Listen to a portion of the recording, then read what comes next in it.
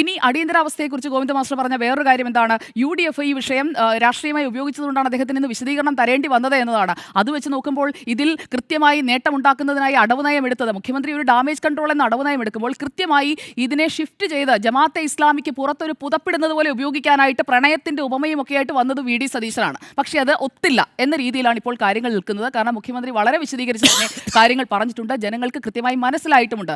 കാരണം ഈ ഒരു പ്രതിപക്ഷ ഐക്യമുന്നണി എന്ന സംവിധാനത്തിന്റെ ഭാഗമായി അടിയന്തരാവസ്ഥ കാലത്ത് നിൽക്കുന്നത് പോലെ അല്ലല്ലോ പിന്നീടുണ്ടാക്കിയിട്ടുള്ള സഖ്യങ്ങൾ. അപ്പോൾ RSSനെയും ജനസംഘത്തെയും ഒക്കെ കാലാകാലങ്ങളിൽ പിന്തുണയ്ക്കുകയും ഇന്ദിരാഗാന്ധി അടക്കം നടത്തുന്ന കൂടിക്കാഴ്ചയുടെ രാജീവ് ഗാന്ധിയെ അയച്ചതടക്കം പല കാര്യങ്ങളും ചരിത്രരേഖകളിൽ കിടക്കുന്നുണ്ട്. രാജീവ് ഗാന്ധിയെ അയച്ച എങ്ങനെയാണ് കൂടിക്കാഴ്ചകൾ നടന്നത്, അങ്ങനെയുള്ള കാര്യങ്ങളൊക്കെ ചരിത്രത്തിന്റെ ഭാഗമാണെന്ന് ഈ ചരിത്രമൊക്കെ VD സതീശൻ മറന്നുപോകാൻ പാടില്ല ഈ ഉപതെരഞ്ഞെടുപ്പിന്റെ തലേന്ന് എന്നുള്ളതാണ് ഈ വിഷയത്തിലെ എൻ്റെ ടേക്ക്. ഇനിയിപ്പോൾ അടിയന്തരാവസ്ഥയെക്കുറിച്ച് അതിൽ ഓരോരുത്തരുടെയും പങ്കാളിത്തത്തെക്കുറിച്ചുള്ള വിശദമായ ചർച്ച നമുക്ക് മറ്റൊരു ഘട്ടത്തിൽ നടത്താം. കാരണം അടിയന്തരാവസ്ഥയ്ക്ക് 50 ആണ്ടുകൾ തികയുകയാണ്. അപ്പോൾ അതിന്റെ വാർഷിക വേളയിൽ നമുക്ക് വേണമെങ്കിൽ അങ്ങനെ ഒരു ചർച്ചയിലേക്ക് വരാം.